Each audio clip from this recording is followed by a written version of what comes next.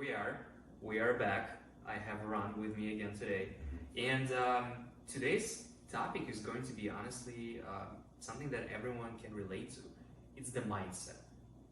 I think without the proper mindset, you will not be able to achieve the goals that you have. We're all ambitious. We're all trying to strive for better, but can you really achieve that goal of yours if you don't have the proper mindset? So, and that's the reason why we also took a few weeks off from Figure Out Friday. We just want to be better. And Ron, so I know you were pretty much the leader of this change. You wanted to have different systems in place. But what brought you to that idea of taking a step back, changing things, and then attack even harder? So what was the real reason behind it?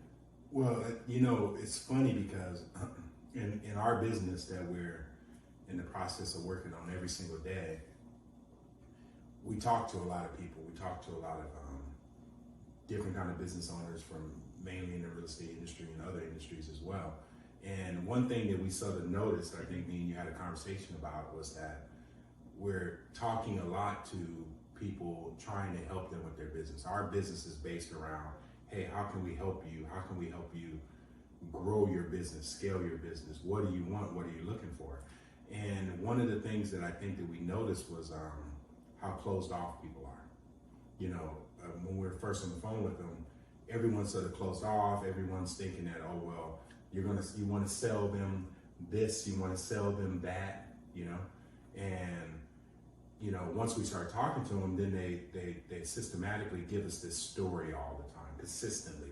This is they're almost pitching us on how perfect their business is. How my business is perfect, but how is it perfect if you're on the phone with me? Yeah, if you're on the phone with me, you need something. Exactly. You're looking for something. It makes no sense. And then at the end of the day, once we get this story from them saying, okay, well, I'm not going to say everybody, but a good percentage of people telling us that their business is perfect, we come to find out that it's not, and then we're digging deep for the next 10, 20, 30 minutes, an hour, or a couple of different conversations trying to get them to tell us the truth about their business. Well, let me just say this. If you think your business is perfect, that's not the right mindset. Yeah, exactly. Nothing is perfect. That's not the right mindset. This is the whole thing. I've been running businesses since 1989, and before the internet.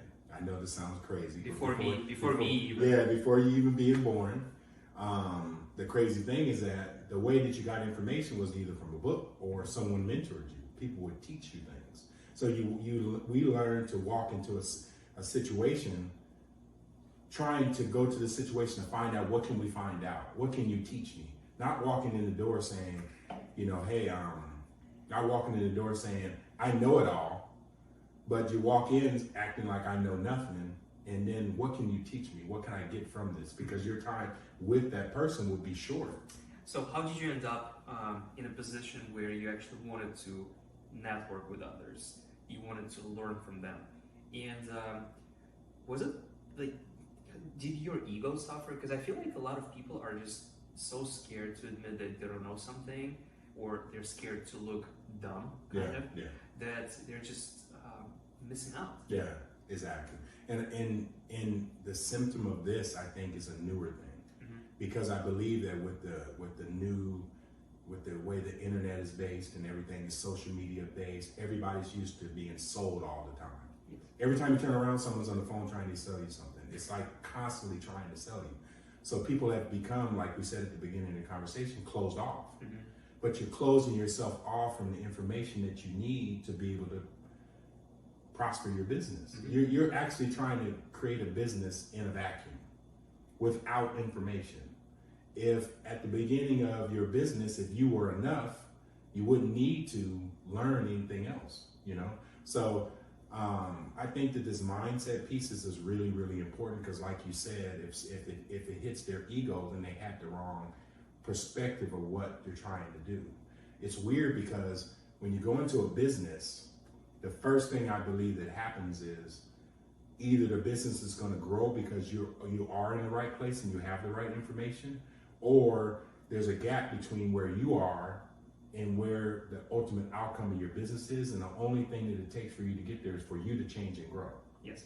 But the only way that happens is from being critical of yourself and allowing someone else to be critical and finding out whatever someone else does. So you have to receive the feedback Exactly. in a good way. Exactly. And I think another thing that I wanted to add, actually, shout out to Rich Swanson, CFO that I used to work with a couple of years ago. He said one thing: if you're cheating in school, you're a scam. Again, full transparency, I did cheat in school a few times and I was caught. It was not a pleasant experience. But in business, if you're cheating, you're a genius. And I don't mean it in a bad way, you're cheating, genius. You can't cheat in business, obviously, but then you'll probably have issues with SEC or IRS, you name it. So I'm not talking about those instances. But when you copy from somebody else who has a good playbook, it doesn't mean that you're actually cheating. You're actually leveraging stuff that other people already found useful. You're leveraging something that you know is going to work instead of wasting your time and spinning the wheels. So I wouldn't call it cheating. I would just call it learning from each other. And to be honest with you, right now it's such a beautiful time. Like you said, in internet, everything is digital. We have such a huge grasp of what we can do with home, and you can achieve anything right now. Absolutely. You can. You're within a few handshakes to meet a person that you felt you would never be able to meet. But again, this is very hard to change that mindset. To go from, hey, I know it all and I'm gonna build it all, to, hey, I'm gonna actually reach out for help. I'm actually gonna be working with somebody. So I think that's the hardest part, to be honest with you. Even in our business, we spend you know how much money and time we spend on mentors. We literally have mentors. We spend time, energy, and money with people teaching us how to move to the next level so we can get there quick. One of the philosophies of our business is to have someone teach you, follow their playbook, and then throw our spin on it. So don't go into that situation saying, okay, I'm going to do it my way, and then you fail. Go in, get the information, model exactly what they tell you to do, and then after you get that section down and you're actually driving some revenue, making some money, now let's throw our twist on top of it. Now we can be creative, but what are we being? We cut time, we collapse time and cut the learning curve, right? It costs us less money. Now we've made some money that we can go and throw into the next thing, right? And actually, one thing to add here, even if it's more money, it might not be a bad thing because you're saving your time. Exactly. I'm a huge advocate of energy over time. So this is what I'm trying to get to here. If I have to pay somebody to go from here to here, but it's going to save me 6 months of time, I'll take it. Absolutely. So I don't want to spend my energy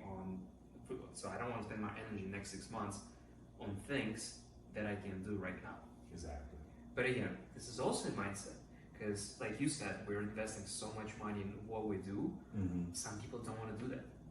So I know you and I have plans about growing, scaling, and everything.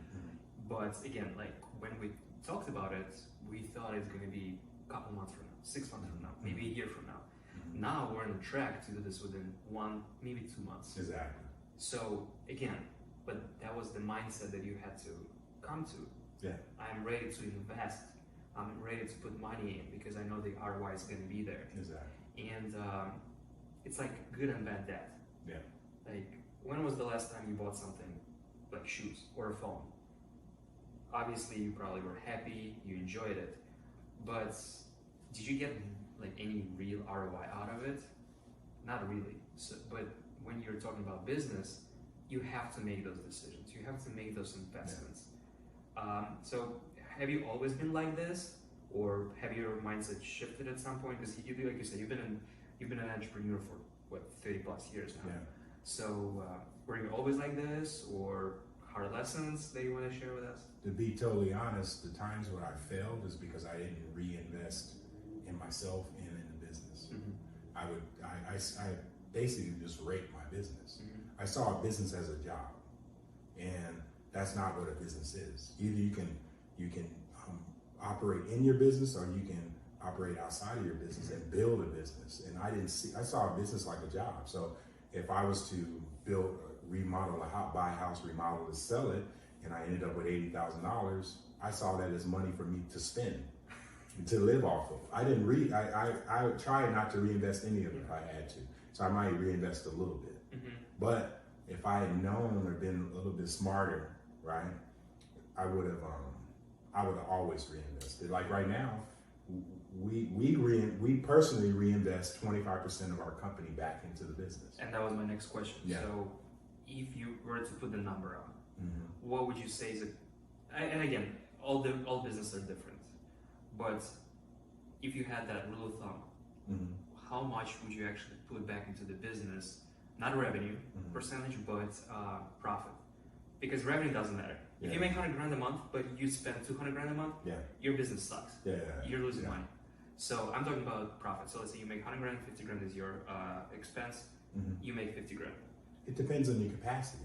Mm-hmm. If you have the capacity to reinvest, if you made $200,000, if you have the capacity to reinvest 25% of that back into the company, and you can actually handle the volume that comes from it, then yes, reinvest it. But at the beginning of scaling the business, you would say, I'm going to organically set up my business with the right operations, the right SOPs. I'm going to structure it. For instance, we run across a lot of people who say, give me leads, and then all the leads they try to call themselves, and then pretty soon they're overwhelmed, or they pay for leads and they give the leads to a sales rep for them to try to call them, which is not efficient. You know, I would say more have an inside sales rep who you pay per hour, and you can say, how many leads did you call, convert them, turn those into appointments first. Now take the appointments and book them on the calendar of your sales reps. Mm-hmm. Now you have less chance. You can micromanage a ISA, inside sales rep, to make sure that they follow up and call every single lead so you don't burn money out the back door. Take all of the actual appointments that they can book and put them on the calendar of the sales rep. Now the sales rep just has to close them, but you're not going to blow as much Mm-hmm. money out the door. But then we see people say, okay, they pay us to help them get 100, 150 leads in a month. They say, hey, Mr. Sales Rep, you call these leads, or Mr. Mortgage Officer, you call these leads, but then they had problems with their kid is sick, or they want to go on vacation, and all of a sudden these leads, if the leads aren't what they thought should be, or if it's hard work, then they blow the leads off. Yeah. They blow them off, and then then they think it's a problem with their business. You know, your business was set up wrong. Well, rule of thumb that definitely works for any industry, every person, every lead, I would say even every country. If you don't call your lead within 15 minutes after they've submitted the inquiry, that lead is dead. Literally 15 minutes, that's all you have. So next time you have a notification on your phone, computer, whatever it is, that you have a new lead in, you better reach out to them within way less than 15 minutes. I'm just saying 15 minutes is the absolute most, but you have to jump on it pretty much almost immediately. And make sure it's personal. Don't spend your time and money on automated response or anything. People love personalization. People love being heard. So make sure that you are doing the best possible service for them since minute one. Customer service will go along the way. What do you think? I agree with you, but at the same time, you need to learn how to be a sales rep yourself, how to sell. You need to know how to intake a lead, how to call the lead, when to call the lead, how many times to call the lead, what kind of form to put the lead on. You should text them, email them. How many times should you text me? How long should you text them and email them? Do you have them on a long-term nurture? Yeah. But you can't, if you don't understand or don't have a grasp on how all that works, the operation of that, you can't expect someone else to do it. So, curveball question. Mm-hmm. Sales.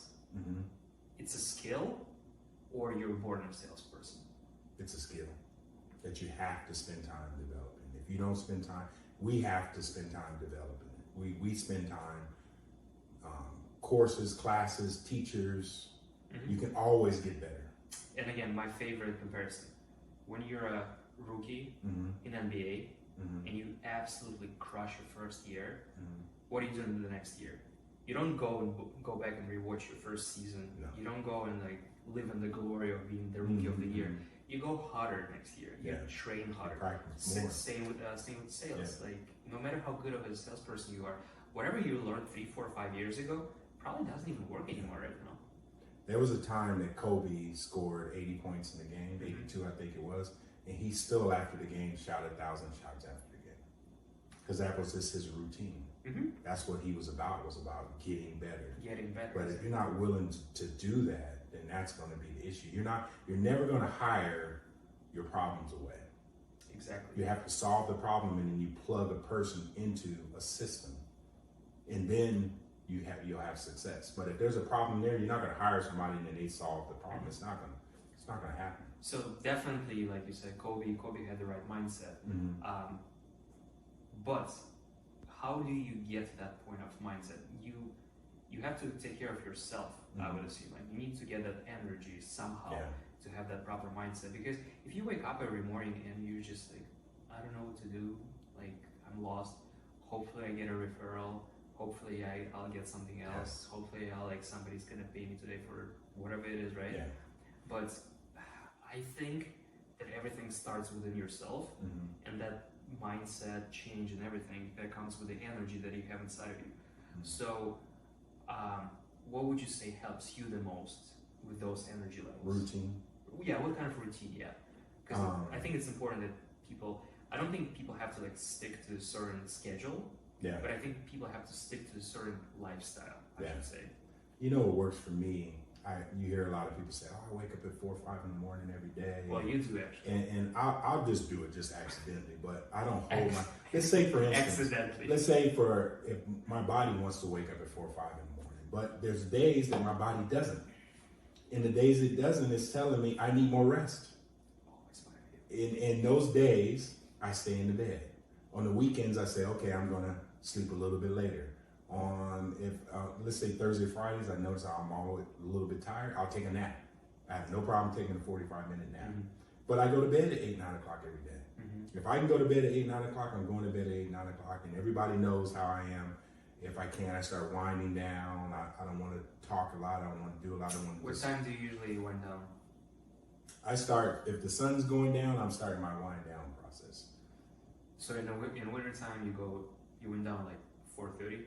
Well, no, yeah, you're right about that. I'm thinking about summertime right now. So I would say if it was wintertime, then like just say 7 o'clock, you know, the kids, I've been messing around with them and we've had these conversations about their homework and food and the bath and all that kind of stuff. How do kids help you with the mindset? Because I feel like being around children is eye-opening to the point of you start paying attention to things that you normally don't pay attention to, like those little things. And it's crazy how you have appreciation for life a little bit differently. For me, it's funny because I didn't grow up in business. I didn't know anyone in business. So I grew up in Hollywood by the beach area. I grew up going to the Hollywood parties and the clubs in Hollywood, the entertainers, the basketball players, the whole bit. That was my lifestyle growing up. I started a business that put me around people with money at a very young age. I had a carpet cleaning business with my second business. And I cleaned houses along the Santa Monica Pier, Palos Verdes, Beverly Hills. And so I had the benefit of being around people with money. So network. Yeah, so I got into real estate and the same thing, around people with money. And I noticed how much of a big influence it had on me to see their lifestyle and the way that they interacted, the way that they moved, the way they did things, the way they handled problems, the way they organized their life. So you were like a sponge. So I wanted the same, exactly. Yeah. So I model for my kids what I want them to see, because I was going to create and have the lifestyle, which we don't blow money by any means, but I want them to see I want them to. I don't want to just tell them. I want them to see from my actions. This is what I do. They know that I eat well. I don't eat crazy. I cheat. I do things. I don't get me wrong. I'm not like some maniac, but I try to eat well. I try to manage my sleep. I manage my stress. I manage my. I go to the gym every single day, almost every single day, and. But then at the same time, they see people my age, I'm 54, that don't look like me. And they're like, they can tell the difference. So now they want to live that way. They see the things I do on a daily basis, and they're saying to themselves, this is what I want for my life. So kind of like lead by example. Exactly. So I'm actually, this person said to me a long time ago, the only real model that a person may see of the way they should be may be you, looking at you. So I want to model that for my kids and other people. I would like to be an example. That's what people were for me. I have a good lifestyle. I don't come from this. Where I come from is in the hood, and only way I knew better and was able to do better for my life is because other people showed me and I modeled them. I'm like a parrot. So what I hear from you is you just always had an open mindset about what other people do, and then you're just trying to get those little, it may not even little, but those good experiences, those good practices, and just implement them into your life. I like to laugh. I love to be happy. You know me, I'm a jokester. I'm always happy. I'm always joking. Things don't make me mad. How often do you see me mad? Have you ever seen me mad? I don't think so. I don't get mad. Yeah, I don't think so. I don't get upset. Things don't bother me. Things blow up, and it's not a problem. It's just something I need to fix, and I move on. Have you always been like this? Growing. No, it's something that I learned to be because, again, I saw people who were successful, and that's the way I saw them. They saw obstacles as challenges to overcome. If obstacles in my way, I see it as that it's that I need to grow. I don't see it as oh man, it's over. I see, oh, this is an opportunity for me to grow. This is time for me to become better. This is how I've always moved through my life, and it's always served me. And what I'm saying in regards to business is that's a mindset piece that I think you should have in your business. Mortgage officers, real estate agents, investors are getting hit really hard right now because of the interest rates, right? But over the last 3, 4, 5 years, they've been perfect because they were refinancing and every buyer's market, everything was crazy. They're eating like a fat rat, right? But the big mistake that they made is that when times were good, they stopped learning they should have been learning when they had all the money in the world, they should have been learning how to have their business thrive regardless to the interest rates. There's no way that I would have come to this problem and not known what I was going to do if this happened. I would have had it all set up. I would have known how to market, how to drive, how to create operations, how to create SOPs, which is standard operating procedures. I would have learned how to go out and I would have built up my social to the degree that I'm getting organic leads all the time. Yeah, well, I think currently right now we are in recession or going into recession, whatever you want to name it. I personally love that time because this time actually shows who is strong, you know. So only the fittest one is going to survive. Might be a little bit cruel to say that, but it's life. It's natural. So only the strongest one will survive. But what I do like what you just said, when times are good, you actually have to work harder. Yeah. So right now in recession, you will have to work harder, not just because you want to, but you have to, because we're in these times of uncertainty. But when times are good, I think this is when you don't relax. Yeah. You actually monetize even more on those opportunities.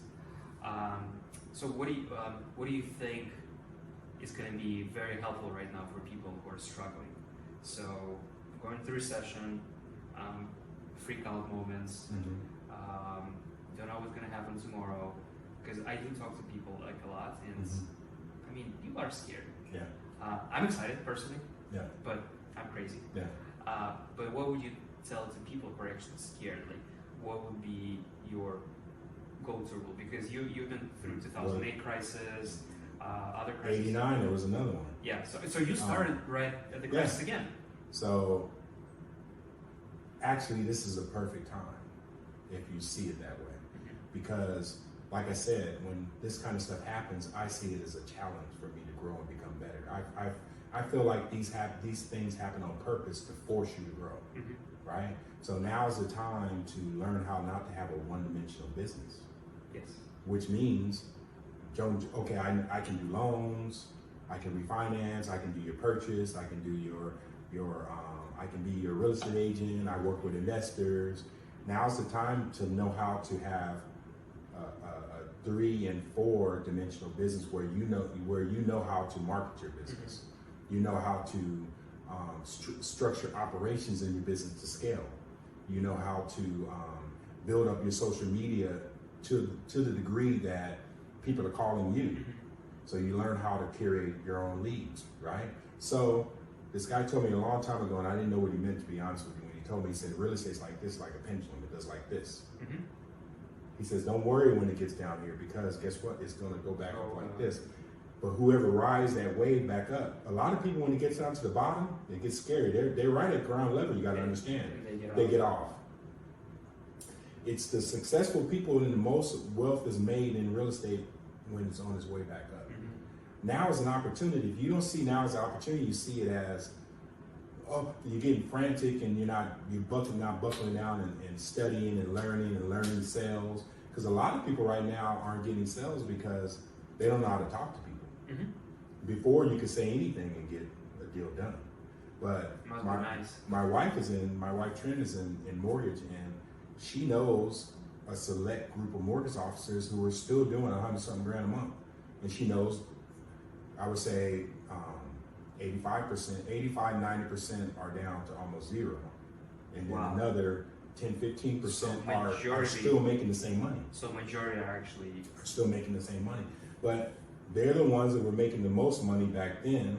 And there's a reason why they were making the most money even when things were good, because they were learning all the other skills. They were well-rounded as a business person. You have to understand something. If you're a 1099 person, you're not working a job. You are a business person. You're hustling.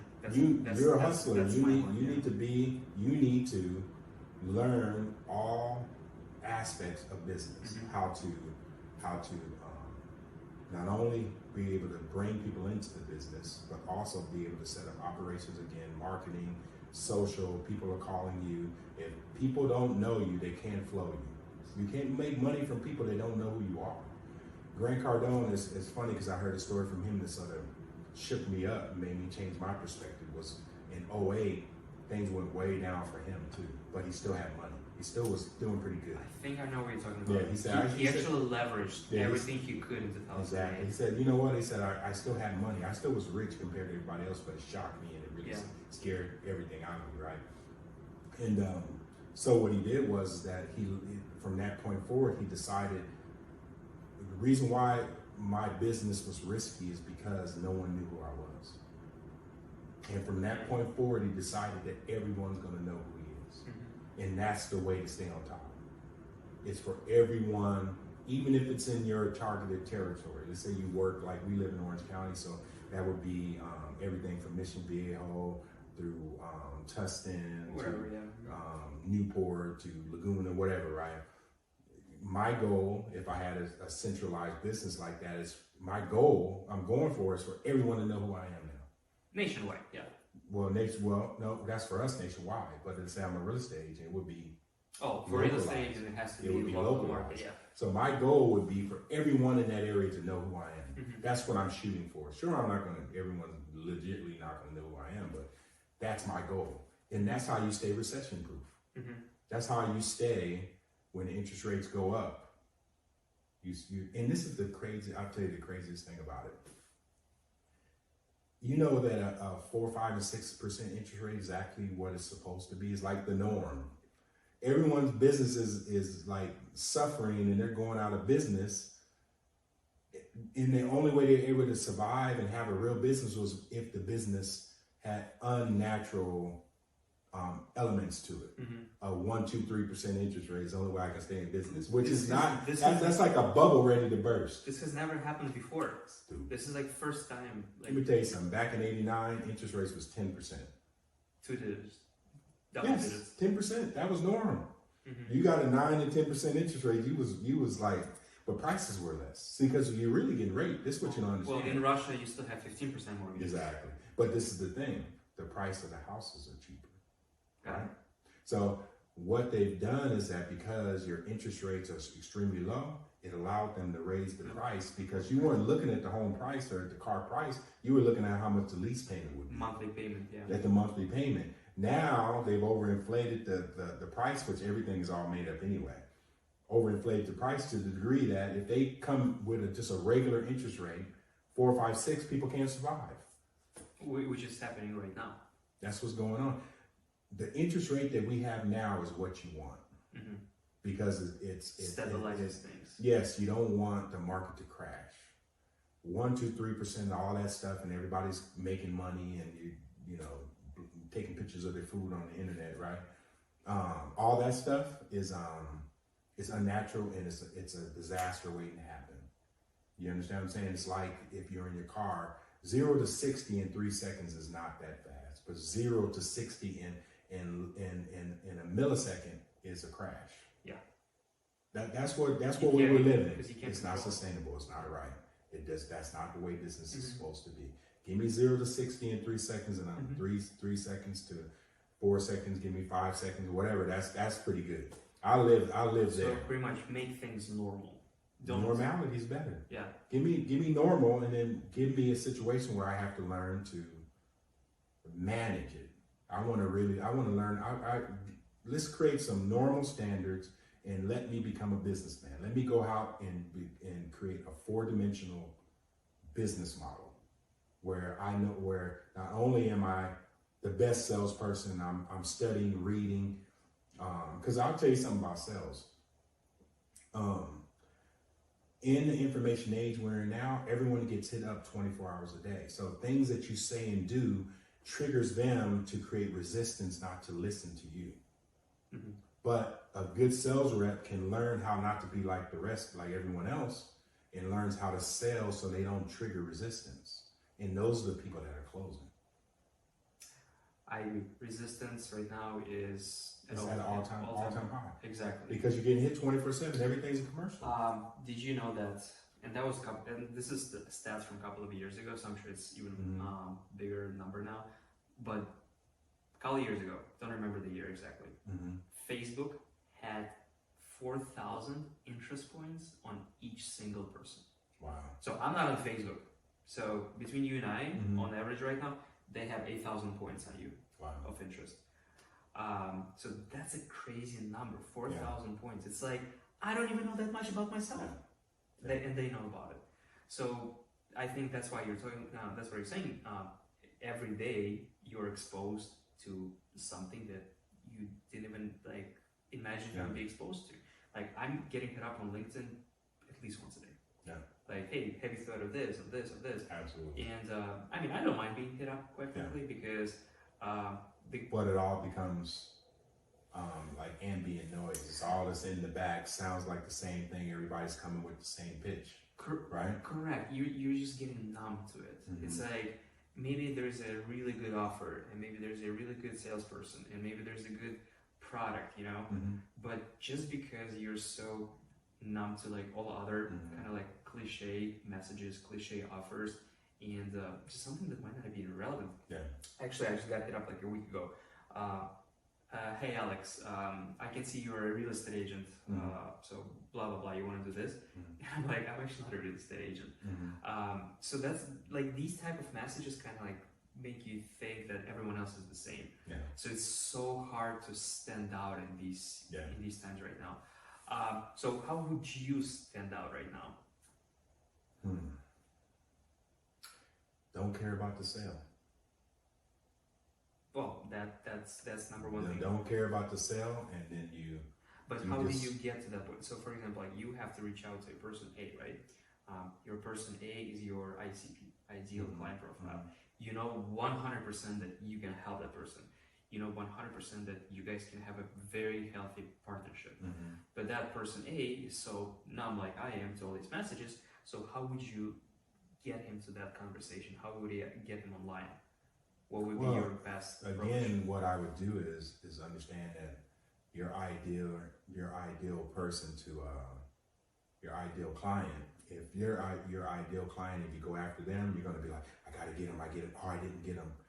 I would say there's always some sort of there's books that you've read that I haven't read. There's things that you know that I don't know.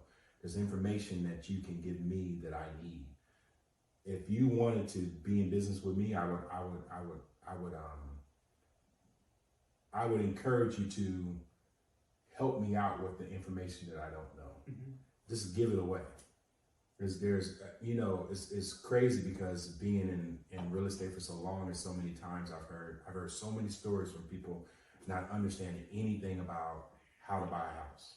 I'm using it as real. I use real estate as an example all the time because that's the business I've been in forever. A lot of people have no clue how to buy a house, how to refinance, what's the debt to profit, what's good credit, what kind of house can I buy, how much do I need down.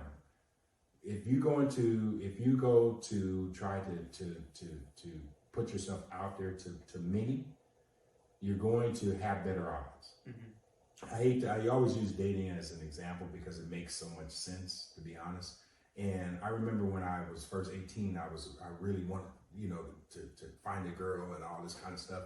But then when I really got in the groove of where I had my choice of who I wanted to date and, you know, what I wanted to do, was when I stopped focusing on them and I focused on me. Me being the best person I can and putting myself out there as much as possible. I thought to myself, what would a girl that I wanted to date, who would she want me to be and how would she want me to be? And I created as many opportunities as possible. I talked to everybody. It's weird that I didn't say, okay, I'm only going to talk to pretty girls, talk to a girl I like. I talked to not just girls I want, not just girls, I talked to everybody. If I saw a little 80-year-old lady in the elevator, I had a conversation with her. I talked to people in the grocery store, in the checkout line, everywhere I go. You know me. You met at the gym. I just talked to everybody. But this is what happened from doing that. There's no hierarchy of people for me. There should be not. There is this person. I treat everybody like they're a millionaire. Well, I mean, we're all the same. But you know what it does? It creates opportunity for me. People ask me all the time, how do you have these opportunities? I mean, it was a time, and then I taught my daughter to be the same. I don't know if I ever told you this, but my daughter, one of her best friends is Taylor Swift.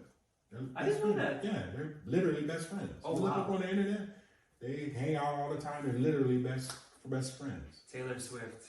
You know the singer? I can't sing, but she's a I knew you were trouble. Yeah, I wouldn't know the I think that's the song. I wouldn't know the songs you knew, and it's so funny because that's the way I was. And I have this older daughter, and she lived in Texas for a long time. Then she ended up coming to LA. That was always a plan. She would come move with me to LA when she turned 18 years old after high school. First thing she wanted to do was go be in the Hollywood scene.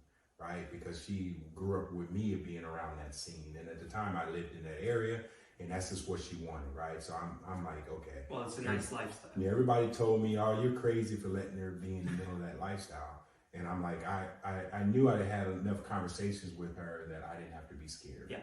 Right, I knew that I told her enough, right? Again, so, mindset. Exactly. So she had the right proper mindset. She came into Hollywood, and within a year, she knew everybody. Now she's married. Her husband's a professional athlete. I mean, they're hanging out with Lenny Kravitz. Taylor Swift's her best friend. She knows everybody going. And to her, because of the mindset that I taught her that everybody was a millionaire, she talks to everybody. She didn't think it was a big deal. She literally thought that this is the way it's supposed to be. All she did was when she would go, whether it be Hollywood, go wherever she's in Hollywood, she just talked to everybody. She's just being a nice person. Didn't matter if they were the what someone would consider to be the nerdiest person in the room or the best person. And having that attitude made her like a magnet. Now everybody's just attracted to her. I think it's just so mind blowing that if you start singling out some people just because you don't like them, can you imagine the opportunity that you might be losing by not talking to them? Exactly. Like they can have crazy ideas, or they can have something that you might not even think of that can help you accelerate everything that you have on your mind. Exactly. But I think that's the problem right now with some of the people is just closed-minded, not willing to listen to everybody. Because yes, I agree with you. This world is a scary place. There's a lot of scam activity going on, but just use your common sense. You know, it's like just feel the vibe, because you can feel when the person is lying. You know, you can for sure feel that. And don't be salesy. A lot of people, like, I remember we got this, a guy named at the gym. I don't know if you know him. What is his name? I can't remember. But anyway, he's very salesy when it comes to, like, he's a mortgage officer, so he always like trying to sell you, like almost like, because he knows I'm an investor. Instead of just being my friend, if he had been my friend, we would just do business. He just writes a business and blah, blah, you know, we're in the gym trying to work out, and he's talking interest rates, and he can do this program and blah, blah, blah. You know, when he should have just been, hey, what's up, man? Romeo's his name. I don't know him, but hey, what's up, man? I hate calling the guy Romeo, to be honest, but it's Romeo, if you're watching this, it's so weird because I like the guy and he's got a great personality. But what my point is that if I'm an agent or an investor, I'm the kind of guy that I just help everyone out. I'm always trying just to give value, help. I'm making connections. I'm talking to people. I don't go in trying to get a deal or get something done. I create this huge network of people that eventually, through knowing them, it naturally creates leads or people to work with for me. It happens naturally. Yeah, because then those people remember, oh, I remember Ron. He's a Exactly. good guy. He helped me with ABC. So why don't I work with him on my next endeavor? Yeah, but you can do that on social media and people don't get it. You legitly. Social media gives you more ability to do You that. have more reach. You literally, if you have a target area that you're working in, like let's say Tustin, for instance, and you knowing that you want to be niche in Tustin, and you have a YouTube and you can make videos, and you just say, okay, Tustin, I want to help you buy a house. I want to help you refinance. I want to help you 1031 exchange. I want to help you if you need to sell your house. I want to help you. I'm just going to help you. You don't have to, I don't need to be your real estate agent, your mortgage officer, or buy your house as an investment property.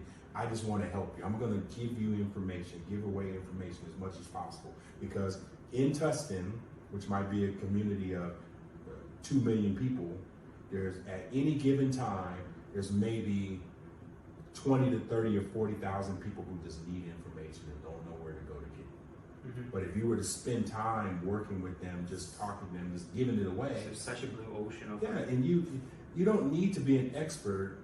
You just need to know the next chapter in the book ahead of them to help someone. Mm-hmm.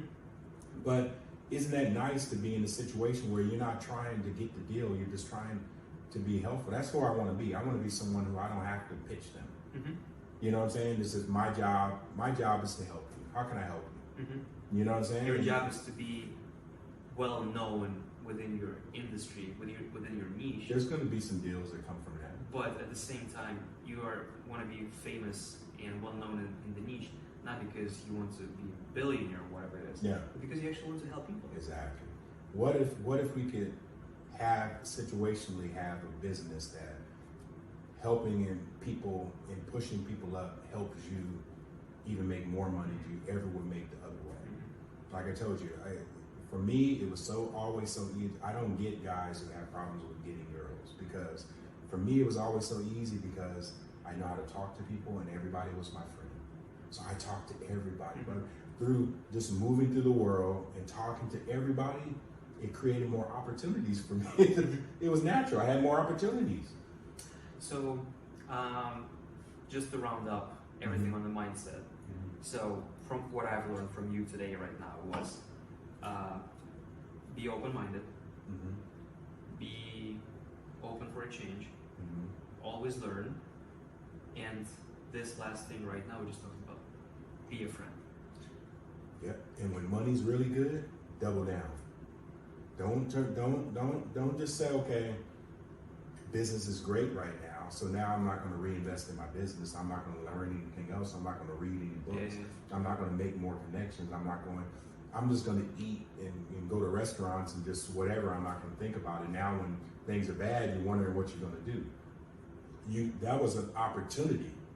It's weird to me because I heard another guy say, which has always rung out to me, in business, the provision, it's weird because in business you'll have a need and then people look for the provision to fix that need. In business it works the opposite. The provision always comes before the need. That means you have your best opportunity to fulfill a need is to try to fulfill it before there is a need. Mm-hmm. And that's just the way business goes. But people always do it in the reverse. And then even when things get bad, they don't want to do anything different. They come to you literally, legitly saying, how can you fix my problem without me doing anything different? Yeah, everything's on fire. That makes no sense. But I don't know what to do. Now, don't get me wrong. I'm not saying that everybody's bad, but I'm saying it's just out of love. Because again, mindset-wise, you have to be able to take criticism. Someone needs to be able to be critical and tell you what's really going on for you to change, to be totally honest. We have a coach that we get on a call with every Tuesday and Thursday. We paid this guy just to tell us what we're doing wrong, to get down to treat us bad. Well, I mean, he roasts us. He roasts us, and I love it. We were role playing. I love it. We were role playing, and he literally shut me down after my first race. So yeah, that was a nice roast. But listen, that's what you want. No, I loved it. Who wants to? How are you going to get better in business if everyone's just going to tell you that you're great and you're perfect and you don't need to change? Then why are we talking? Well, if my mentor told me I'm perfect, I would probably fire that mentor, to be honest with you. Well, Ron, thank you again for this mindset dialogue. I mean, you and I talk nonstop, but every time we make these videos, I still learn something from you, so it's super helpful, so thank you so much. Thank you guys for being with us for this past hour, or whatever the time frame is, about like 50 minutes. If you need any suggestions, if you need any guidance, please let us know. Like Ron said, we're here to help you guys. So I hope you enjoyed this new look of our Figure Out Fridays. Next week, we're going to have a guest. So that probably will be again Zoom call. We'll still see how we're going to make it work.